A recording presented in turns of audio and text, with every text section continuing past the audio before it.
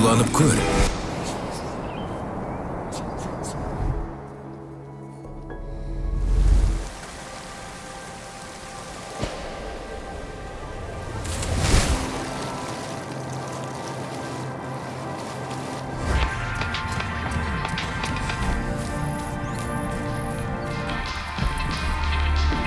Сен өзіңе ұнататын спортты таптың.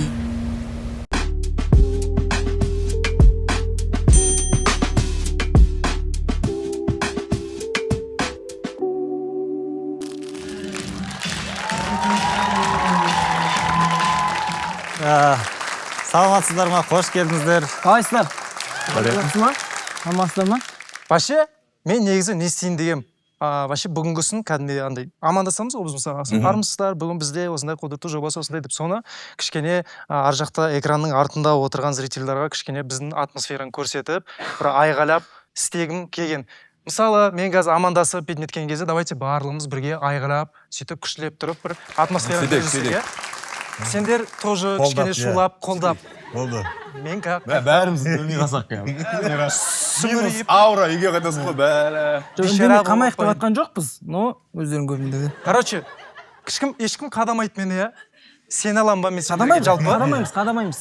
Маған сенсен болады. Қадамаймыз ғой, иә? Короче, арнаға қош келдіңдер деген кезде уже Ладно. айғайлап бірге андай көріш істейміз, иә? Ой, зайбал, иә, істейікші. Болды. Все, рахмет алмас. Так.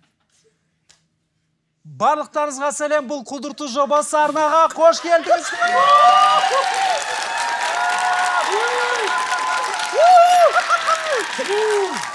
Құдырту! Наконец-то! Вот, енді кайф. Жоқ, маған осылай күшті да, кәдім сразу атмосфера беріп, күштілеп тұрып бастағанша. Болды, енді бастауға болады. Енді бастауға болады, иә. Красавчик. Мен айтып жүрейін, құдырлы жобасында комиктар өздерінің ойларымен, өздерінің мысльдарымен, өздерінің идеяларымен осы жерде бөлісіп, оны ары қарай құдыртып, талқылап, дамытып, бұйырса, болашақта стендапта монолог қылып шығаратын болады. Сол бүгін бізде айтып керек емес шығар, комиктар өз сахнада көріп жүрген комиктарымыз. Шығыс сквад, кстати. Барлығы Шығыс Қазақстаннан. Шығыс Қазақстаннан бар болса. Барлығы Шығыс Қазақстаннан. Семей. Аягөз. Бозай ауылы. Аягөз қайда барасың? Өскемен, глубокий. Өскемен. Семей. Өскемен глубокий? Өскемен енді қазір... Сен глубокийда... Мен глубокийда дүниеге келгем. Глубокий деген ауыл, иә, қасында? Иә. Әдемі жер негізі. Андай, жердің төбінде орналасқан глубокий. Короче, қатты тереңде дүниеге келген. Адам ретінде де глубокийсің ғой, андай. Жоқ. Көздерінің өзі қараш. Қош. Терең. Бүгінгі күннің... Терең тұңғиық. Так, бастаймыз ба? Бастайық? Да, жақсы. Бастауға желаниең болса. Мен бастайын, иә? Мен есімім Елдар Жұмағалиев. Өзімді таныстырып алайын. Таныстырсам өзімді. Мен жақында Алматыға көшіп келдім осы қаңтар айында. Yes. Иә. Сосын квартира іздедім ғой енді. Квартира деген өте қиын. Сөйтіп, енді мен семейный іздеймін де, и бүкіл квартиралардың астында сдается только семейным, с детьми нельзя дейді. Как раз сен семейден. Семейденсің ғой. Иә. Бірақ с детьми нельзя дейді. Бағасы квартираның 600-500 да. Не үшін ондай баға десем, рядом садик и школа дейді да. Зачем маған ол садик мен школа, егер с детьми нельзя десе? Вот сол проблема шешіп бердіңші маған десе. Все, мен шешіп беріңдер, мен кете берейін. Иә. Все, звондаймын. И андайда... Сен, ол саған андай мотивация ғой, сен әйеліңмен анан кіру керексің да, ол жерге. Жаңадан бала туу керек, короче, сол үйде. Новый ма? Ана балалармен істеймін, 2 қызым. Өздері бөлек шықсын өздері. Бөлек шықсын ба? Бөлек Бірақ шықса. мен потом ойландым, мысалы, мен де өзім негізі біреудің баласымын ғой тоже. Иә. Может, мысалы, маған да запрет қойсын онда деген. Мен мысалы, ананы ойладым да, мысалы, баласыз тұрсан, например, иә. Бала тусақ квартирадан шығарып жібереді дейді де, бала тумай жүресің де. И бала болмаса сен үйде ішің пысады ғой. Ішің пысады. И может сен уже жаңа ішіп пысқаннан далбайып болып, өзінің обойларды бояп салуы мүмкін да. Конечно. Бала сияқты да. Құсып ұстап жан жаққа. Иә. Өзің мектепке барсаң, прикинь, садик қалмай или... Гарантия бермейді ғой бала болмаса. Адам өзі, может, далбайып адам шығар өзі да, мысалы. Сол адам да? Иә. Квартира өткізіп жатқан. Жоқ, алып жатқан адам да, мысалы. Алып жатқан адам? Иә. Кез келген адамның ойында андай бар ғой. Иә. Осы мимен қайтадан бірінші классқа барсам ғой дейді. Бля. тяжко болар еді, сразу ішің пысады ғой, анау дүлейлер отыр ғой жаңында деп. Бірінші класста, бля, Алматыға кету керек деп сразу ма? Семейде сразу Бірінші класста кино жазып кетсең. андай бірақ бірінші класста андай қазіргі мимен жүресің, серьезно бізде. Мен сүйем деп. Рұқсат сұрамайсың ба? Иә. Мен андай көріпкел болып кетіп ақша жасаушы едім. Көріпкел болып кетіп? Типа Германия, Бразилия 7-1 болады, көтінді берем, бля, 7-1 болады. Жоқ, ол өткенге оралмайды ғой. Өткенге оралмайды ма? Сен өткенге оралмайсың ба? Сен қайтесің? Қазіргі мимен бірінші классқа просто. Бірінші классқа. Қазіргі мимен. Бірақ қазір бірінші класстың программасы пиздец қиын. Өтпей қалуы мүмкін даже екінші классқа, Жоқ, мен ойлаймын, қазір кетіп қалсам мен қазіргіден де нашар өмір сүріп жүрмін. Білмеймін, мен андай ойлаймын негізі, керісінше. Мен Төртінші бәрін... класста ішкетіп жүрдім мен. Мектеп қой. В целом қазіргі мимен неге бірінші классқа бару көп нәрсе істеуге болады ғой в целом. Вообще мен наоборот қазіргі кездің бәрін скипет етіп сразу ата болушы едім. В идеале, типа бала туған сәтім, оны өсірген сәтім, я бұл все скипнул нахуй. Сразу мен 72-демін, сразу менің немерем бар, или 65-демін, или 58-демін. 65-тесің, немерең негр ойлашы. Прикинь. Ойлашы сен қазіргі мимен, Типа я пропустил же. Ебать. Не болып кетті? Джонатан? Мынандай емшегің бар сен. Ебать, жынды ма, не болып? Просто ата болған кайф та. Қатты Ата болған бардак болып кеткен өмірі. Алмаз ата болсаң прикольно. Алмаз ата деген Алмаз ата деген келмейді. Жоқ, НАТО пошло олай болатын болса, үйтіп разброс кете беретін болсақ, мен осы мимен сперматозоид болып кетуге. Секілді. Неге? Неге? Жүресің ғой күшті. Малты, талпамен. Миллиардтаған ба бәрі. Чисто кенттармен. Сен ғана басып типа. Атылып уже. Дүниеге келу керек кезде атыласың ғой өйтіп. Жолды білесің да уже. Андай. Бәрі былай кетің ғой, талбан. Сен сөйлей аласың ба? Басқа сперматозоидтарға ақыл айтып па? Ар жаққа барыңдар. Готовы деп. Жоқ, мен неге сонда сперма болып кетсем, мен артқа кетіп жүрдім, наоборот ше.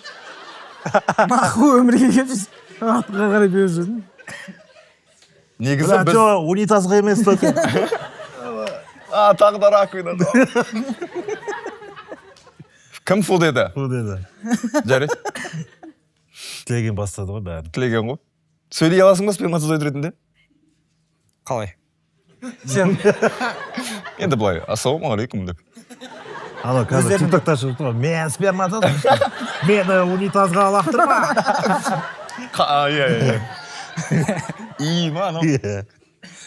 Всегда балалар ауысып кетеді, всегда біреуден аяғы ауырып қалады. Клубника ма, клубника? Клубника. Жүргіш.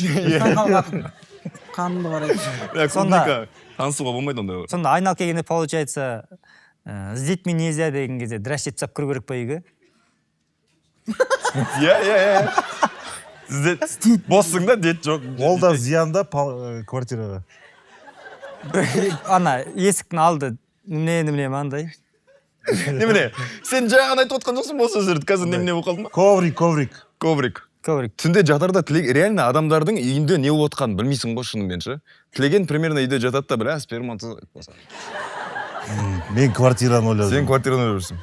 Мен серьезным, значит, Сен өте серьезныйсың. Бірақ бірінші классқа бару желаниең бар ғой. Бәлі, сол кезде мен 200 мыңнан үй алып сошы едім онда. Бля.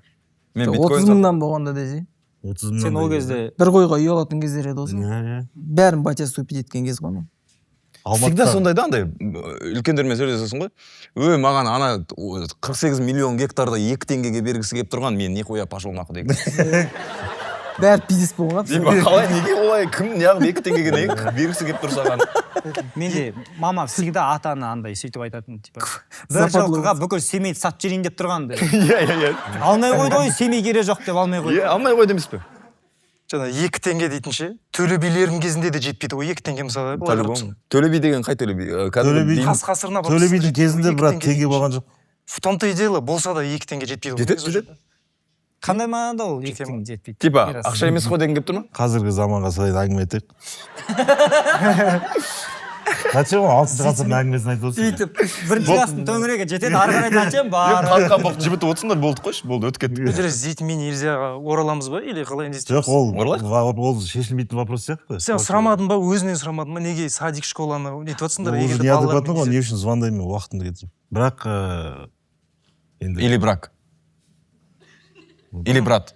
Или брак, или брат пет. Типа бала тумау керек деген не жағы дұрыс емес те, типа сол жағынан. Әлбетте демографияны көтеру керек. Иә.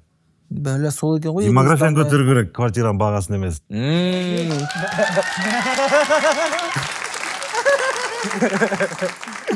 Мына тема жабылды, короче. Демографияны көтеру керек, квартираның бағасын емес. Менде енді андай кәдімгі заход жоқ, бірақ соңғы болған енді историяларымды айтып берейін дегенім ғой. Осы қыста мен күздегі құстар құсап ұштым жылы жаққа. Сол жақта сөйтіп 2 ай тайский бокспен тренироваться еткенім бар, короче. Таиландта. Таиландта, аха. Енді отаны ғой ол спорттың. Соны мен барам, андай да вайп, короче. Бигинер классқа барасың, бигинер класста енді бәрінің настроениесі андай да. Тренерлар тоже crazy coach деген болатын, бәрі crazy coach дейді да. Бұзық коуч. Бұзық коуч. Ол кісі актер вообще. 3-4 киноға түсіп таған, в общем, бірақ өзі тренер, сондай да. Болоянг па? А? Болоянг. Сол жігіт. Андай да. Оңбак. Оңбак. Андай веселый ағашқа да. И бірінші тренировкада, короче, мен андай деп ана климатқа енді үйреніп жатырмын ғой. Дем жетпей шаршап ана жақта уже өліп отырмыз ғой. Қинайды ғой енді. Бачым шығып отыр ғой. И маған жақында айтты, оксиген деп кеп тұр да. И мен енді бірінші рет кеп тұрғасын, пранковать еткісі кеп тұр да. И мынандай біткен ауа дем алатынға ұқсайтын бірдеңе әкеп тұр да. Оксиген дейді. Мен иә деп смутнение бит. Иә деп қолымды созып жатырмын да. И пока қолымды созып жатқанда түсінемін ғой. Капа бар да, ауызға салатын.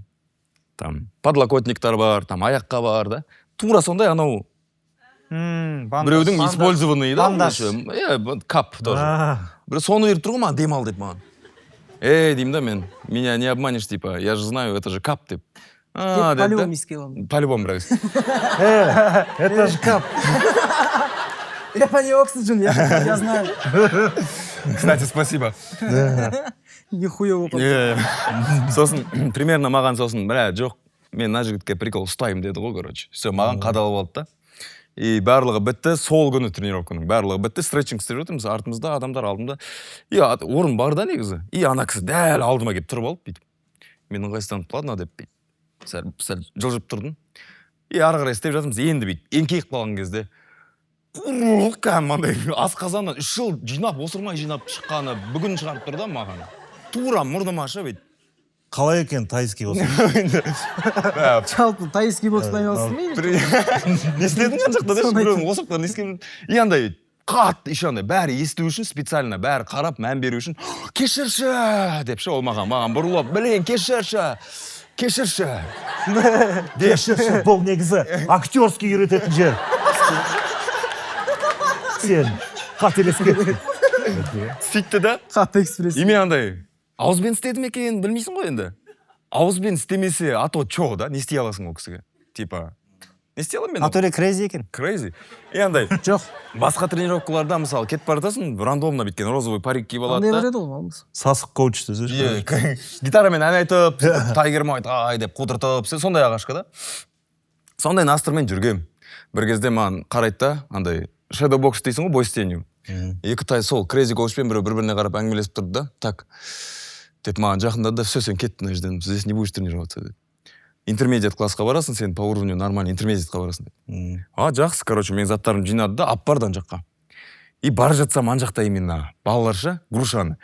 Деп ұрып жатыр ғой грушаны, бір мейірім шапағатсыз жүректерінде шығып. Бәле, андар мені өлтіреді ғой деп, короче. Вообще басқандай. Олғай оксиген иіскеп алғандар ма? Иә. Деп тұрғандар ғой. Сөйтіп сол жаққа барып, күнде тепкілеп, таяқ жеп, в общем, үсті басым көгеріп, сөйтіп жүрдім. Неге өйтіп Таиландқа барып қинау үшін? Үйлімізде де, бұл кең байтақ жерімізде де. 1000-нан аса залы бар. 100-ден аса бағытта. Қой. One Fit-тің бірыңғай. Білмей қаптырым да саны. Фитнес абонементтерін алмайсың ба? Сөйтіп, мен біраз жеп қайттым, в общем. Қызық болды бірақ. Не жеп қайттың? Таяқ. Біраз нәрсе жеді ғой, негізі. Таяқ жедім негізі, басыма таяқ жедім. Бірақ нені бойды ұттың ғой сен, Бойды ұттым, иә. Шашын жұлып қолына бердім.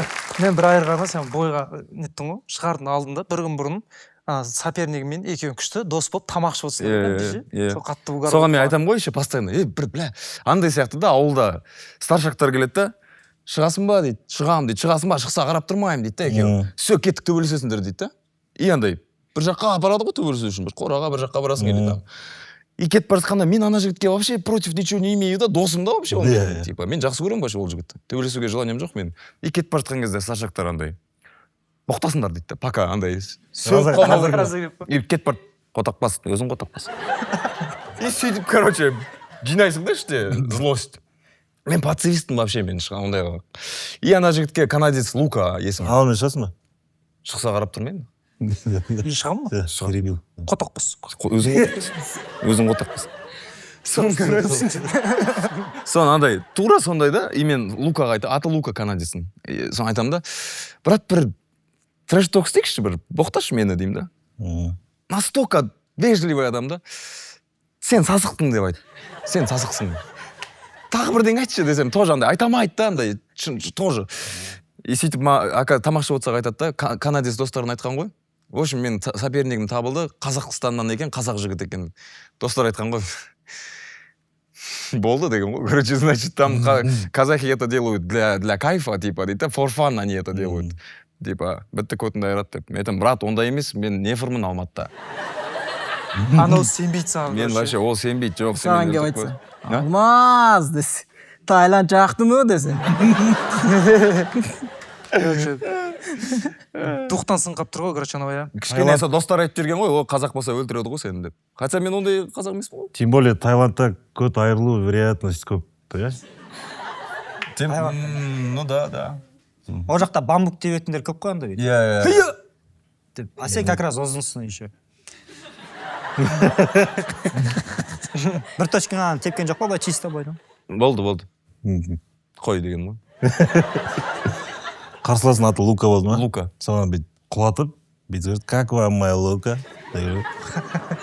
Лука, жоқ. Бүйттім ба, Луканы құлатып, look of the day. Лука. сука менің бір түсінгенім все рахмет алмас бәрі қарап мән беру үшін кешірші блин кешірші менден андай мектеп туралы айтқым келіп тұр мектеп туралы айтып отырмық қой вообще если қарап тұрсаңдар мектепте любой класста қаланың сыртынан келіп оқитын балалар болатын еді ғой қаланың шеті емес анау қалаға жатпайды ауылдан келіп оқиды ше 16 пересадка істеп 16 пересадка істейді еще ол жақтан бір-ақ автобус жүреді условно 65 ше и ол ровно бір-ақ уақытта жүреді иә таңертең ше еще анау соған үлгереді ғой блядь иә үлгереді и коридорда жалғыз өзі қап-қараңғыда бірінші болып күтіп отырады сабақта ма сабақта иә мұғалімдерден бұрын келіп жатады кабинеттер жабық ше вот солар потом бір адам болып кетеді всегда менде сол вопрос ауылыңда мектеп бар ғой негізі жоқ қой жоқ ауылда по-любому болады мектеп бір ауыл ғой ол бір ауылға мектеп болады ғой неғып ол жерде оқымайды дейтін вопрос ше Анау дәл үйдің қасында мектептің қасында тұратындар наоборот кешігеді иә мектептің қасында наоборот кешігеді еще ойлайсың ладно андай болады ғой біреудің мамасы мұғалім или повар сондай жұмыс істейді дейді сол үшін бірге келіп жүреді анада не ондай жоқ сосын ойлайсың ладно ауылдағы мектеп ұнамайтын шығар иә ұнамайды дейді сол жерде туалет ұнамайтын шығар допустим бір нәрсе ұнамайды да туалет ұнамайды автобусқа мініп сен ана мектепке келатсың ғой жолда дофига мектеп бар ғой негізі таңдайтын жақынырақ по пути ма по пути сол хотя біреуіне бар мен ана мектеп таңдап я спортзал нахуй сендерде бірінші сабақ дышы ма онда мен осы мектепке барамын алыстан келетін балалар алысқа барады деп айтайын деген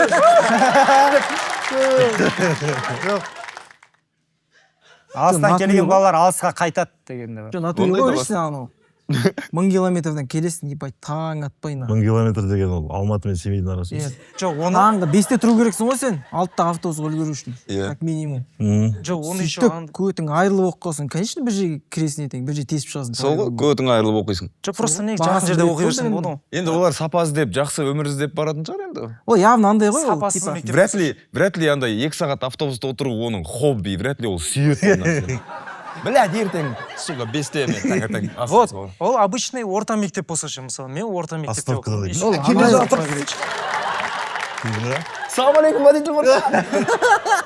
Чемпион. менің ойымша ол өкініп жүр қазір солай оқығанына. Дәл қазір ма? Иә. Звондаш? Потому что ол достар үшін оқыды да. Сол класста, мен класстағы балалар жақсы көрем. Мен осылар үшін ана жақтан келем, маған пофиг деп. Дейді да, Мирас. 11 бітіргеннен кейін араласпай қалды олар мен. И ол тұрып та бля. еще мұғалімдер үлгі қылады соны. Типа, вот, мынау ан жақтан айдаладан келеді, а сен мына тұрған жерден келе алмайсың дейді. Бірақ мен емес қой, кел деп жүрген жын ғой. Өзі ғой келіп жүрген, маған не үшін үлгі қылып пример қылып дейді ше? Жоқ, менің ойымша үй жағындағы мектептің туалеті нашар болған. Шынымен. Мен өйткені мен интернатта оқыдым да, дарынды балаларға, қарынды балаларға арналған облыстық тамақтандырылған. Қара нанды жеп өстің бе? Қатты қара нан жеп. Қара екен демедің бірақ оны. Ау? Қара екен демедің оны бірақ. Демедім. Аш күнде жеген Аш басқа күнде ғой. сөйттім. Прям тамақтандырылған деп аталама негізі. Облыстық мамандандырылған. Тамақтандырылған. Тамаққа упор қойды саған, прикинь. Сендер Суклоном. сендер глубокийда любой пәнді тереңдетіп оқыған шығарсың. Мен ол жерде уже өскеменде оқыдым. Сон андай да туалеті. Мынандай. Глубокий ма? Мынандай да. Келесің да, былай қарап, құласа өлесің ғой мына. Мен дүниеге келдім мына жақта. Шығарған нәрсең түбіне жеткен жаңғыртқыш келеді ғой. Отырасың да? Отырасың иә? Тұрып жуынып шығып бара жатқан кезде пучук. Отырасың ғой, былай жел соғып тұрады. Не, отырасың ғой? Бағана отырып кеткен адамдікі пучук деп. Ай, короче, андай ғой. Типа туалетте да, мен мақылда жақсы тесік болса, ештеңе, маған нормально. Типа, хоть қандай болсын да, маған нормально. Мен отыра берем, істей берем ісімді да. Дұрыс қой. Бірақ тұшқын келсе істейсің да. По-любому. Бірақ хотя бы бүйтіп бір мына жерде жауып тұратын нәрсе болса ғой енді. Андай еді да кәдімгі. Қайтып түсінесің сен. Туалетке кіресің. Үшеуі былай отырма. Иә, туалетке кіресің, қайтып түсінесің оның занят екенін. Келесің, егер біреу алдында тышып отырса, значит занят да. Күте тұру керек. И андайда бірінші рет бүйтіп математика пәнінің мұғалімімен бірге тышып отқан кезде андай да. Мен директормен шыққам. Сен қазір по уровню повыше адаммен тышыпсың қазір. Дәрежесі жоғары. Еще андай ғой. Адамдар кіммен Мен кіргенде отса жарайды ғой. Мен отқан кезде кіркеп қасыма. Қалайсың деп. Мұғалімдердің өздерінің туалеттері болу. Ауыл ғой енді ол. кәдімгі бүйтіп қол ұстасып отыр ғой. Туалет барына шүкір болды біздің мектепте рас. Мен ана пацан негізі таптым мотивациясын ше. Нағы болды үйтіп келіп оқиды. Оның атасы болды да. Мазгасын итере береді ғой короче. Біз кезінде нах. Бизнес баратынбыз ау. 70 000 километр қыста жаяу баратынбыз нах. Біздес нах оң аяғым содан жоқ қой сұқаған деп әңгімен жібереді ғой жанталар. Бірақ оң аяғы тұр ма? Тұр иә. Соған аппендикс кетіп оқып жүрді ғой ол примерно. Просто врет тебе. Я андай атасынан да мықтырақ история істегісі келіп жүр ма, короче. Бар ма? Вот мына оң аяғым жоқ мына. Ондай да болады өмірде болады. Кейбір аяқтар болады братан. Және ерте шығып кету деп айтсың ғой. Иә. Мен де алыста оқыдым ғой басында. 1-ден 9-ға дейін центрда оқыдым, гимназияда. Мен гимназия болған үшін оқыдым сонда. Елдердің оқымаған жер жоқ брат. Сөйтіп бір история ғой. Бір күні таңертең ерте тұру керек қой, ертерек шығасың. И бүйтіп оянам, бодыр ұйқым қанған, тұрам, жуынам, киінем, костюм шалбарын киіп алып, четко шығам далаға. И қарасам андай қар жылтырап тұр ғой, короче. Адам баспаған әлі. И кайфовать еткенсің, бля, кайф деп алай. Жап жарық. Бірақ қараңғы то есть. И бірақ та бүйтіп остановка жақта шығамда, ана народында бүйтіп подземкадан өту керек қой. И қарай подземка қап қараңғы, короче. Бля деп шошып кетсем кішкене. Қарай машина жоқ ма? Бля деп 10 минут тұрам ғой. Өтейін бе, өтпейін бе деп. Артынан апайкам жүргеді. Далбайып сағат 3 нахуй қайда шығып кеткенсің. Қараңғыда шығып кеткен ма, короче, 7 деп ойлап. Түнде? Иә, түнде. Сағат Түнде 3-те. Сағат болған жоқ болды. 3-ші класста. Ол кезде сағат. Қарамайсың, иә? Аттым да ұйқыдан сөйтіп кетіп қалдың, иә? Иә. Тұрдым бодыр күнде. Автоматика күнде. Воскресенье ма еще? Кеткенім бар, иә. Воскресенье, еще каникул. Каникул болады қатамыз, екінші ай типа. Жаңа нені айтып жатырмын ғой, кстати. Мен басқаны жіберіп кеттім, прикинь. Айтшы. Орташа жағдайдан төмен дейтін бар ғой. Таныс дейтін. Мен кстати, ол да тоже қандай болатын ғой. Мұғалімдер білесіңдер ма? Бүйтіп қарайды да. Жағдайы жоқтар тұрамыз дейді ғой. бетке тасылатын білесіңдер ма? андай ғой қазір Вот это бәрі вообще не жоқ. конкретно вот осы да Фильтр жоқ. бәрі андай да қазір типа боулингке қарсы да типа сондай ғой почему-то жап-жақсы ойын И андай- Көлік нихуя ғой. нихуя ойын негізі Боулингтен көлік а жақсы. бірақ біздің кезімізде мектепте андай еді да Мержақып алмаз шашып битте кеткен тілеген де айыздай базар- кіргір тырнағына Патология шуаш аяғы Сол патологын айтайын ба? Короче, мен ауыл Бозай дейтін ауылда тұрамын. Біздің ауылда от силы 500 адам тұрады ғой, короче, андай. Таниды да Өте бір-бірін. кішкентай ауыл. Өте қатты танисың. Мен ауылда абсолютно бүкіл үйге кіріп шыққан мысалы. Бәрін жағдайын білемін қалай тұратынын. Ауылда, естественно, андай мектептен басқа мәдениет мекемесі жоқ та. Андай медпункт ештеңе жоқ. Бізге андай мобильный амбулаторный не келетін. КамАЗ бірақ арт жағы не қылып жасалған ішінде. Ауыр қалсаңдар, бля, ауданға барасың, короче. Ауыр қалсаң, либо өлесің, либо, короче, өзіңе қарай ғой солай. Сөйтіп келеді да, бүкіл ауыл, мысалы, ауылдың адамдары бір күн барып қаралады соған, рентгенге түседі, қан тапсырады, жаңа мынау, типа андай. И мектептің оқушыларын бір күн барып қаратады анаған. И сабақта отырмыз, біздің классқа кетіп жүріңдер дейді да, барамыз. И андай бір-бірлеп кіргізіп отыр да. Шыққандар, қыздар қып-қызылып шығып отыр ғой, короче, бүйтіп. бояйма екен сөйтсе барса Андай ұялғаннан ба білмеймін. совсем. Жебай деп қыздармен жүгіреді ғой. Пацанды кіреді вә деп шығады ке жартылып. Не болды десе айтпайды ғой, короче. Бәлә деп. типа Жанып атсың онда. Ну, қазір айтамын сөйтіп. Кіреміз, короче. Мен өзіммен де айтайын, кірем. Апай отыр екен, үлкен бүйтіп. Бұтын шешті маған. скотч жабысады ма Бұтын шешем, короче. Тоңқайды. Тоңқайым, бері қара дейді, короче. Бері қараны бетім қарап тұр, сөйтсем өтін бері қарап тұр екен маған. Сөйтіп бұрылам. Бетімді қатқан кезде, о, дұрыс десе. Ерімнен бүйтіп скотч жабысың. Разница жоқ сияқты. мынау ерім ба ебай жоқ әке көтте екен Бетіңде, Сенде неге түсіп жатыр арада? бетіңде көт қысаған бәле екен өзің. Сөйтіп тоңқай дейді да, короче. Бытырып деп скотч жыртады, короче. Көтін жабып, мен бөлет деп отырмын, не болып отыр мына? Жынды ма? Көтіне объявление жабыстырып Остается квартира без детей деп, о? С детьми нельзя. С детьми нельзя деп. Көтіне жабыстырып кетсе. Көшеде тұрсаң дауыл болып. Бүкіл оқушыларға объявление. И жаңа жылынаты ма жылқы деп. Номерін жылқы деп. Жосы жабыстырады, короче. Дандық өзімді бір андай сәл енді сезіндім да, не молчида жоқ екен, звондайды дейсің сонда. Сөйтіп қайтып кетемін, короче. Сөйтіп мұт кетеміз ғой, барлығын угорать етіп қойдық, короче. Ит шалмайсың, скотч тұр. Жоқ, алып тастады скотч. болды. Ну, бір жағынан депиляция, нормально все. Бір сабақта отырдық, короче. Просто рандомный бір күн ғой, біз отырмыз. И класс жетекшім мектеп сабақтан, класстан шығып кеткен, короче. И мектепте отырсыңдар, и біреу осырады, яғындай звук шыға ма? әлі жабысып тұр ма Содан кейін, короче, класс жетекшімен медсестра кіреді да, медсестра мынаның көтін құрты бар. Мені көрсетті, мынаның көтін құрты бар. міне десе міне Ойлашы, үш балам просто самоци көтін айып тастады ана жерде просто. бля тяжко вообще осы опыт осыдан кейін сен бұрынғы болмайсың ғой негізі Соны жеңгем ғой мен еще. Соны алады да нақ. Үйде мамкаларға айтқан.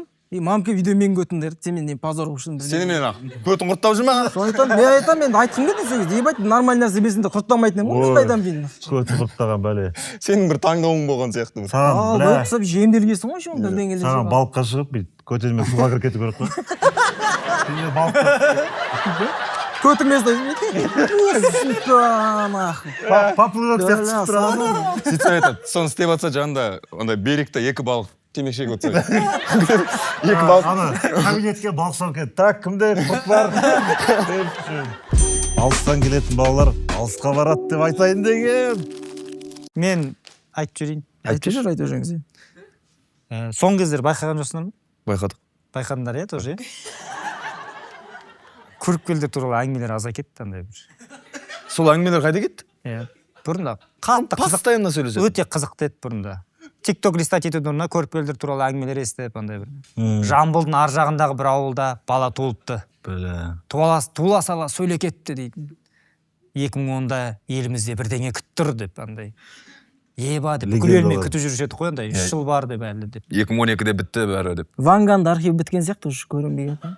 Ванга не хайпует сейчас, да, она? Иә, уже бітті ғой андай. Уже Қазір- Хайп кетіп қалды уже. запастар бәрі Қазір біткен сияқты. Жириновский ғой көріпкел. Иә, қазір Жириновский, а кстати. иә көп. кәдімгі. Менде андай бір история бар короче. Кстати, сол көріпкелдермен бірге білесің ба тағы не жоғалып кеткенін? не жауап кетті Президент туралы анекдоттар жоғалып кетті. Да. Жалпы анекдоттар Анау, жоғалып кетті. Америка, Россия, Қазақстан президенті самолетта ұшып келе жатты деген. Вообще жоқ жоқ та. па? Ол өйткені қазір мен ойлаймын сол жиналып тұру керек солай көп анекдот болшы. Анау Е, орыс е. Сонда әлемде бейбітшілік болады десең. Типа бір жиналады, бір Жоқ, маған ұнайды негізі, прикольно, эстетикасы ұнайды, андай қазақша көріпкелдер бар ғой андай, құмалақ шашады, құмалақ жаяды. вот ауылда біреудің сиыр жоғалса көріпкелге баратын еді ғой құмалақ аштырады ғой. и көріпкел тұрады Біздің да ауылда сиыр жоғалып кетсе бар көріп кел дейді.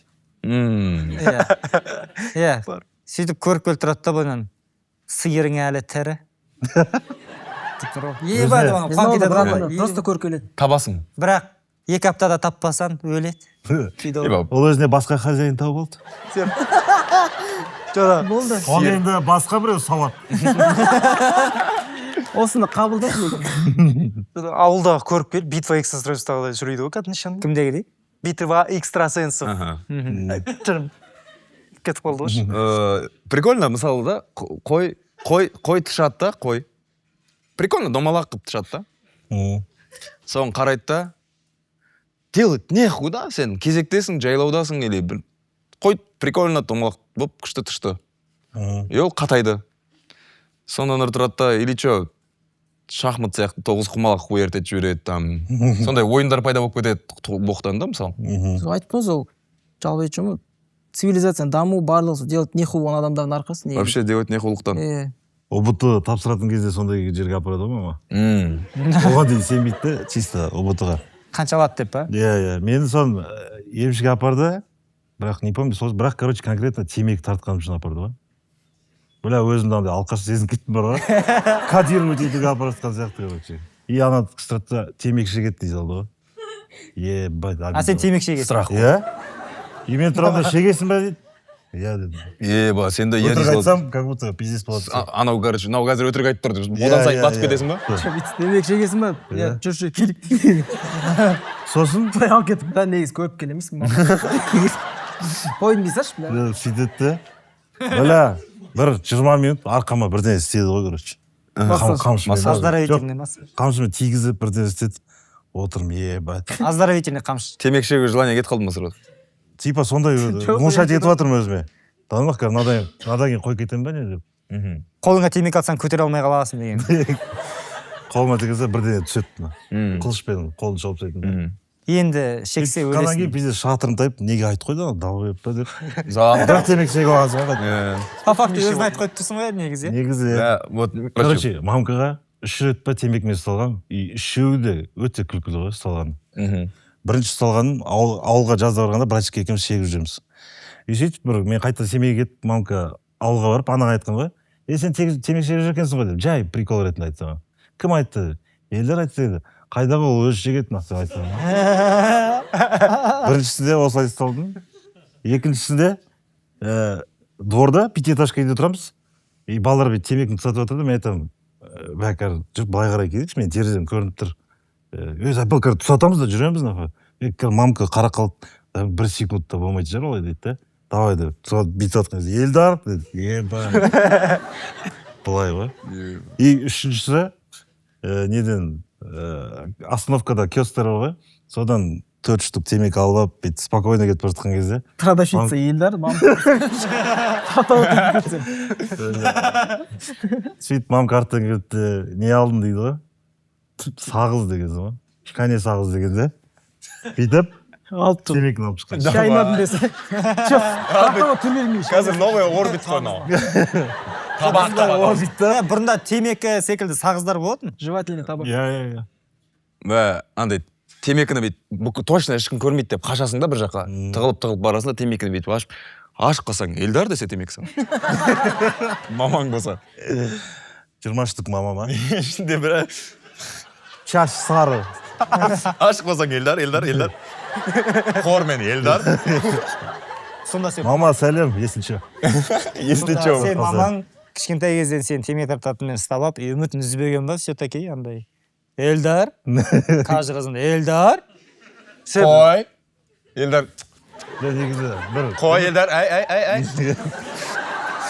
ай нельзя ұра алмайды басқаға шықпай алмай нельзя көріп келді айтамын тек сарафанкамен жұмыс істейді ғой андай примерно анау білет андай иә анау в общем жаңағындай жердің бір жерінде бір бизнес білетін біреу бар екен бірдеңе деп не оның телефоны жоқ қойшы иә тек сондай легендамен ғана біледі ғой барасың көк забор тұрады соны айтамын сол жағы гонева деп ойлаймын жалпы соны бірдеңе істеу керек деп ойлаймын мен бір инстаграм ашып па олар иә таргет жіберіп бәрі сөйтіп жатыр ғой қазір сөйтіп жүр ғой кішкене заманауи Секс маған шоптан көріп өзін- кел досым бокс жіберіпті примерно ішінде осындай ашқа да я же сказал деп андай балалар көріп келді курс ашу керек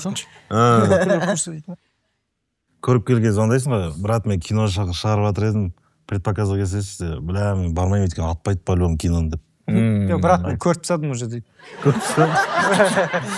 2013-те көріп тастағанмын мен оны бір екі сюжетный дыралар бар екен брат былай финал ұнамады а так нормально иә мен осы жолы Таиландта в общем неде спада жатырмын да андай ходтап андай ыстық источниктарда жатырмын мына жақта кәдімгі бассейн кетеді үлкен территория и бір кезде қараймын да қазақ бала кетіп бара жатыр екен білмеймін неғып көтім қышиды қазақ бала бүйтіп тұр да может құрт бар көзінде может быть мүмкін и ана біліп тұрмын да қазақ екенін көзінен и бүйтіп басқа жаққа қарап тұрамын да атың кім деймін атың кім деймін анау бүйтіп тұрды да Айдын деді сон деді Айдын я это ты из будущего деймін Айдын мен сенмін біз әлемді құтқаруымыз керек мен осында бекер келген жоқпын деймін да осында и все это время көзіне қарамаймын анау да бүйтіп деп тыңдап тұр да 9 сыныпта Аидамен жүрме деймін 9 сыныпта Аидамен жүрсең бүкіл әлем быт шығады деймін да жүрме просто ойыма келгенді айта салдым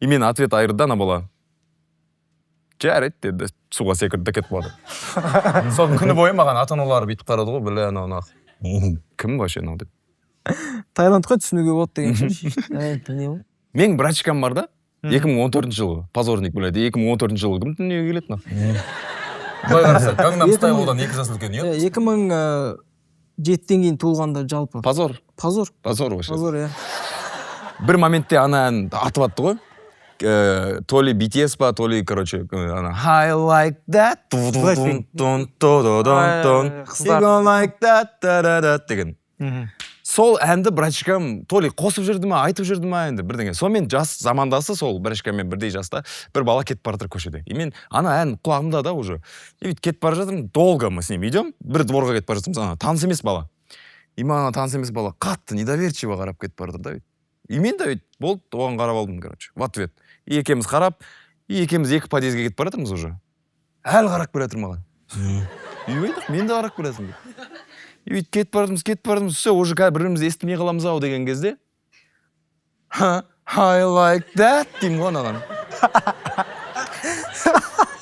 анау бүйтеді ғой әлі недоверчиво қарайды да look at me now look at you деді да подъездге кіріп кеттік болды сәлем жоқ аман жоқ не болды ол дуэт болды ғой дуэт сол you go like that деп мен де кіріп кеттім ғой болды сен Дженнин партиясын айттың ол Лизаның партиясын айт болды look at me now look at you еще андай харизматично следующий ведь мәз болып қалды өзі Розиның партиясын айтып жүрдім сөйтті ғой в общем қызық болды Blackpink тыңдаған не западло если что бас өзім фанатымын биасым Роси Ким сүйікті ән Бумбая сүйікті клипім Дуду еба шаришь прям да музарт номер 1 Музарт конечно I like that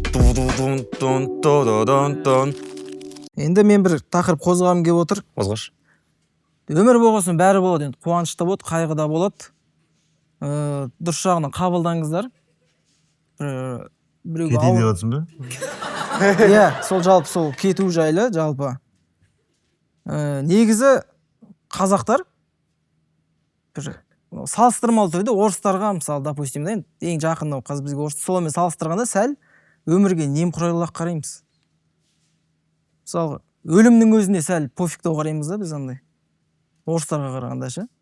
Мысалы орыс ата апалар шал кемпірлер уже өлетінін сезе бастаған кезде бір на похороны деп ақша жинайды ғой Иә, өздері. черный день. Иә. Мгм. Қазақты похуй болып қала салады ғой байқайсыңдар ма андай. Вообще дұрыс қой. Мен қай жерде өлем, сол жердің проблемасы ол. Маған похуй болды уже. Мен Білмеймін. көмесіңдер ма, не істейсіңдер, это их проблема теперь. Вертек просто вторник өліп қала салады. Либо мен осы жерде сасимын, либо білмеймін, ақша жинаңдар, бірдеңе істеңдер, көміңдер, то есть это ваши проблемы теперь. Еще андай бір грандиозный бірдеңе болайын деп жатқанда кетіп қалады. Еще жүргенсің андай. Үйленейін деп жатқан кезде. Обязательно сол кезде. Момент күтіп ше андай бит. Ем қарады дегенде ана кімдер есіме түсіп кетті. Альфардпен встречка обгонға шығатындар болған. Ондайлар бар иә мысалы. Қазақ үлкен апа аталар андай бит. Өлімге уже профессионально қарайтын болған ғой. Баратады ғой бит. Мен ауылда өскен, мен өлім жітім көп көргем де андай бит. Бүйтіп ұйымдастыру жағында жүретінбіз біз де отын жарып бірдеңе істеп. Апашкалар андай ғой.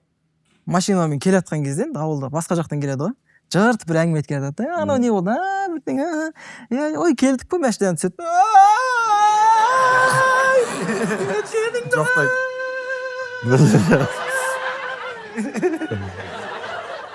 Қорқынышты болып кетті ғой, бля. Сондай ғой. Қорқынышты болып кетті. 15 минутқа 15 минутта подушкасымен беріп отырады ғой бір әңгімені. Таңмақты ұрып отырады да кәдімгідей. Переключит. Бірақ жақсы философия ғой, то есть.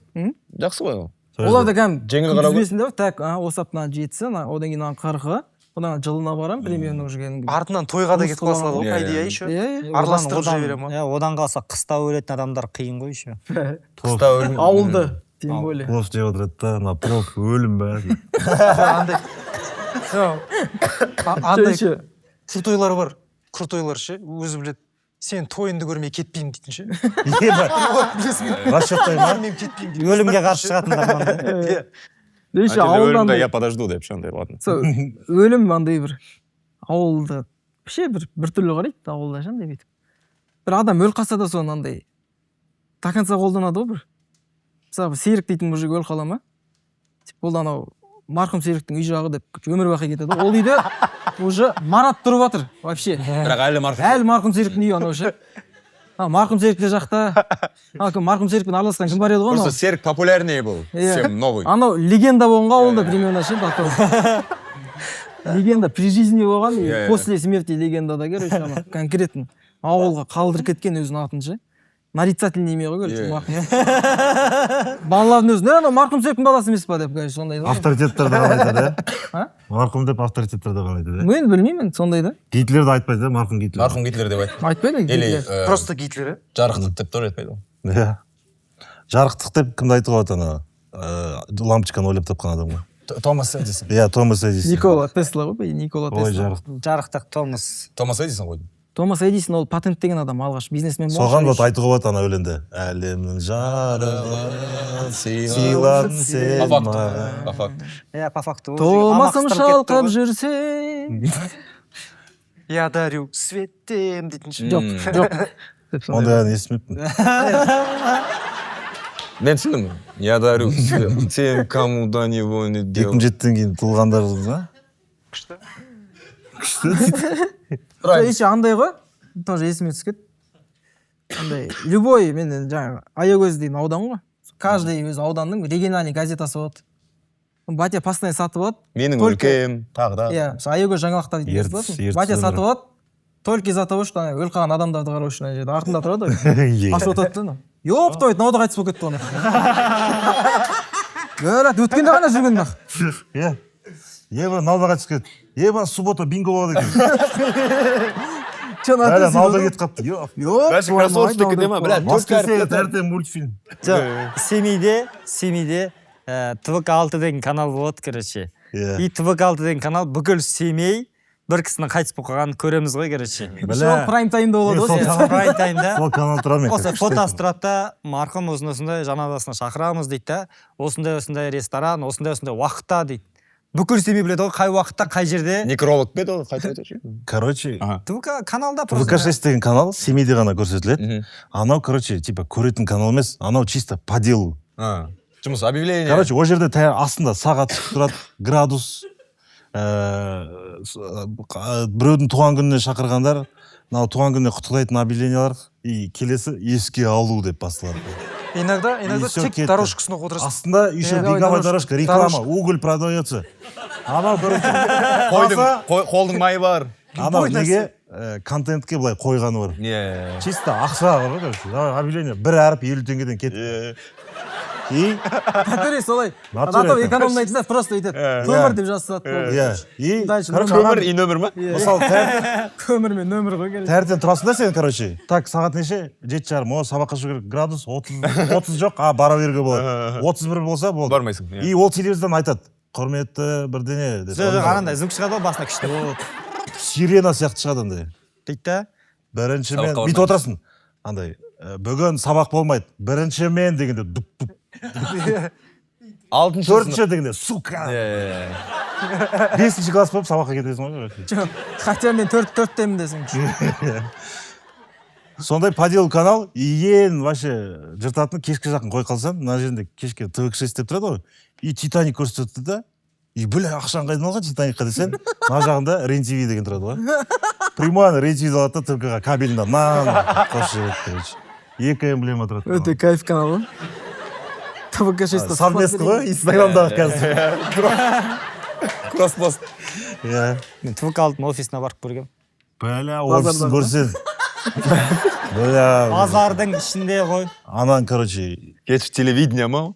Қасында көк забор. Еба. Көк забор. Жестко. Анарада, короче, тележкалар тұрады бірдеңе. Оптовиктардың неменесі секілді андай. Мен бір тоже региональный Алтай ма? Алтайдың телевидениесін шақырады. Шигол мен енді домбыра ойнап берем, что-то. В общем, шақырды да енді ток-шоу сияқты бір нәрсе. Қонаққа шақырды, таңертең барып алғам, рубашкамды киіп алғам. Сразу андай ғой попизде басталды да. Юра, ёб твою мать, где звук? Юра, вот он еще не опетличили его. Сейчас вот прямой эфир у нас, Юра деп андай. Кипиш болып отыр да. И ана Юра деген пысынап деді да қалды ана, в общем, әрең істей алмай уже ана жақта. Все, Юра, убегай, время, анау әлі ілінбеген. Мен жағаласам, анау, да убери руки, ой, нет, все, сам. Деген, понял, в общем, микрофон әлі жоқ. 3, 2, 1, Юра, убегай. Юра еще томпаға. Юра кадрдан қашқанша, в общем, Юра кадрдан қашады. Начали дейді да. И мен микрофонды бүйтіп. Не бәлі тығып отырмын, көріш. Басталады. Сонымен қонақта осындай оқушысы, 10-шы А сыныбының оқушысы Алмаз. Иә, бір нәрсе. Иә, мен білмеймін әші не болды. Иә. Бүгінгі тақырып қарыздар дейді. Просто, блядь. Что? Сен өткенде класстасына пирожкиға 10 теңге алыпсың. Соны андай. 10 сыныпта қайда қарыздар туралы мен бет қайтып ток-шоуға да әңгіме айта аламын мен. Один ата-анаңа қарсысың ғой, по-любому. Сондай әңгіме айтып кетсеш, айтады да. папа не тем әңгіме айтып. Қарызға қалай қарайсың сен? Өте дәмсіз андай әңгіме болды мен. Енді қарыз, енді егер сенімді адам болса, беруге болады деп ойлаймын. Қарыз? Соны енді қарыз бергеннен кейін, уақытылы қайтару керек. Аха. Өзің қарыз алғансың ба? Енді кейде маған бірақ енді кейде алам. Домбыра бар ма қасында? Қасында домбырам тұр. Журналистер айтса, енді Алмас Мержақыптың қарыз күйін тыңдаңдар. Қораға тығып жүрсің. Ал сөйтіп, прикинь, реально біз қарыз туралы әңгімелесіп болдық та. Ал енді онда күй ойнап берді. Вообще out of context, ладно, адай ойнап бердің. Ай, қандай керемет. Все онда. Қарызға шапалақ расылайын десе. Қарызға шапалақ расылайын десе. Қонақта болған Алмаз деп, болды. Тұрсынбекке шапалақ қойық. Сөйтіндер сылахмет болсын. Бірақ оймен баяғыда күтіп қойық. Ашып отырды ма? Ёптой, мынау да қайтыс болып кетті оны. Эльдар, сен бір нәрсе айтып. Айтайын ба? Айтшы. Соны айтып. Мен енді кино саласында жұмыс істегем ғой. Мен ана нәрсені түсінбеймін да. Қазір киноны істеп жатқандар да и көріп жатқандарды да екі жақта нетіндер бар. Мына жақтағылар, мына киноның тәрбиелік мәні бар. Мынадан көрсең бір өзіне тәлім тәрбие аласың. Мына жақта көрермендер, мына киноның тәлім тәрбиесі жоқ. Не деген не дейді де? Мен айтсам, 1800 теңгеге сатып алады не тәрбие деймін да? Не, безе шығарсың сен? Ол қалай ол 11 жыл мысалы мектеп или қаншама жыл ата ана бермеген тәрбиені Дариға Бадықова беру керек та. Супер курьер нағып Иә. саған оған. Ответственность да прям киношниктарға лақтыра салатындар ғой. Сол ұлдарын тәрбиелеңдер бар. Иә. Сосын мысалы, И то телеграмнан көремін оны. иә, еще. Киноға бармай 1800 аяп, телеграмнан көріп, и то, блядь, тәрбие алмадым мен, что-то.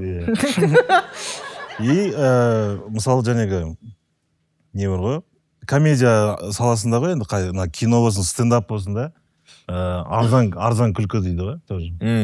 Қымбат күлкі қалай сонда.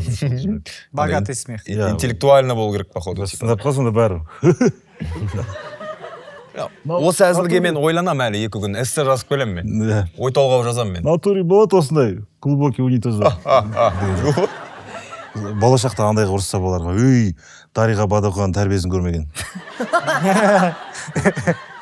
түсірді ғой кезінде сендер үшін. Қаншама комедиялар түсірілді сендер үшін. Ал сен істеп тұрған мынау темекі шегіп емшінің көзінше. Бля, бағанағы есіме бағана айтпаппын. Темекінің свойствосы бар ғой, мына жерде тұратын ба? Мына жерде 10 минуттан кейін тұрса, сезбейсің ғой уже, болды, жоқ қол. Часть команды, часть Андай видеолар бар ғой, иә. Братан екеуі жұмыс істеп тұр да, Шиголмен. Вот жұмыс істеп отырық дейді да, түсіріп тұр да. Брачкасы жұмысты хуя етіп отыр. Вот и маған Азаматтан сұраймын да, темекі шегесің ба десем, шекпеймін дейді. Азамат шекпейсің е дейді, шекпеймін, братан, шекпеймін. Мұттық кеткен. Иә, тура сондай ғой. Шаған еще текст. Бля, исін көрсем шатып бер деймін. Иә. Еще айтып қоя ма, да, мен ондайға. Қолдай берсең. Бізде андай болатын, темекі шегуге не то что ата-ана, райондағы старший братандар болады ғой. 1-2 жылға үлкен, солар даже шеккізбейтін да. И бір рет бір бала болды, андай ляпать ете салады, короче. Өтірік? Жоқ, қандай, вообще любой сөз күлкілі шығып кетеді. Бірақ ол ойламайды күлдіртемін деп шын сөйлейді. И бет старшактардан что-то тығылып шегіп отырдық та, и бет забордың үстінен атып шықты ғой бір старшак. Нахуй. Короче, старшак көтті айрады. Тотта, чё курите дейді. Мальборо дейді ғой. Короче, темекіден кейін One Fit-ның рекламасын жерсің қалай? Кардиолар күшті болу. Өлімнен кейін жіберсең жаңағы One Fit. One Fit-тан абонемент алыңыздар, өлім. Тәші қоя,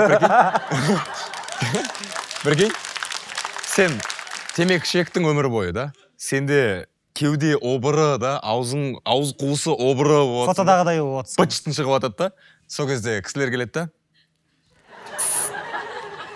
Ибалдың фотоға түсіреді да? Ертең темекіге кетесің да? Жашық ғой? Бля, я наты ойланбаппын ол туралы. Чо, аяқтаймыз ба? Осымен бір жаққа болды ғой негізі. Жоқ,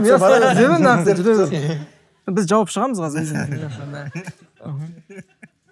Бітірмей қойықшы, например, кетпей қойықшы, да ондай сон ереге сосын бейт алып. Чё там? Тема бар. Аяқтайсың ба? Тема не, тема айтса, тема. Аяқтайсың Зік етті ма? Жоқ, аяқтаса енді аяқтайды. Да? Қызық болады. Қысқаша тема айтсалашы. Айтшы. Вообще қатысы жоқ мына әңгімелердің бәріне. Андай қыздар болады ғой, бүйтіп сөйлейтін. Жиги қыз дейді. Да. Андай Инстаграмды дейді. Стористы Историс. Бля, олар еще... Жоқтан брат дейтіндер бар. Бля, еще... Сосын бұрында қалайсың дегенде тема. Солар кейде, по-моему, солардың арасында бар калидор дейтіндер. Калидор, ментилатор, конкулятор, ың әрпін не істеп атыр ол сөзді. Ың әрпі бақ қой сияқты конкуляторда. Уманик. Умойник. Ың әрпі орыстармен араласып жүрма. Футболда пенальти дегенде фиональти дейді. Бля, мынау өтірік. Фас дейтіндер бар. Фас дейтін. Нежданка ит жүгіріп келеді. Андай. Мен ауылда доп ойнап жүрген кезде, короче, пас дегенді фас дейтін ғой, короче. Фас деймін ғой. Старшак жігіті білет, нахуй, фас деп айтпа, нахуй. Андай, түсінбей қалым. Неге? Ауылда футбол ойнайтындар, отморозовтар бар да? Мен Етпен жүретін жазда. баскетбольный доппен футбол ойнайтын. Аяғында шлепка көк. Олардың ана дриблингі білесің ба қалай? Допты амп еткізеді де, артына жүгіреді. Жаққа жүгіреді де, бала. и шлеппен кетті пырам мама. Пока жүгіріп жатқанда просто Иә. корпуспен итерсің. И сен бүйтесің секіресің максимально үстіне өтіп кетеді гол дейді похуй. білесіңдер ма Вообще андай штанга не ана шлепкасын аяп иә бүйтіп шешіп қолға киіп бүйтіп аяқпен жүгіретіндер бар ғой білесің ба Ля, еще андай. ауылда любой сферообразный затпен ойнай беретін еді ғой футбол.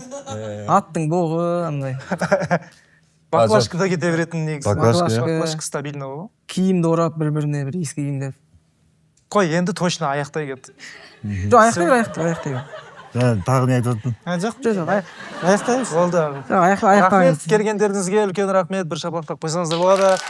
Каналға тіркеліп қойыңыздар. Бұл қыдырту жабасы үлкен рахмет. одан кейін спортқа барғандағы немесе спортта дайындалып жатқан кезде бір болған қызықты оқиға болатын болса комментарийге жазып кетіңіздер. Ең қызықты күлкілі комментарий OneFit-тің арнайы сыйлығына ие болады. Азат. Мен де жазып кетемін. Мен де жазайын. Бәрімді жазамын. Мен Алмаздың историясын жазамын. Комментарийде кездескенше онда. Рахмет сіздерге келгендеріңізге. Әдем сөм болған сияқты.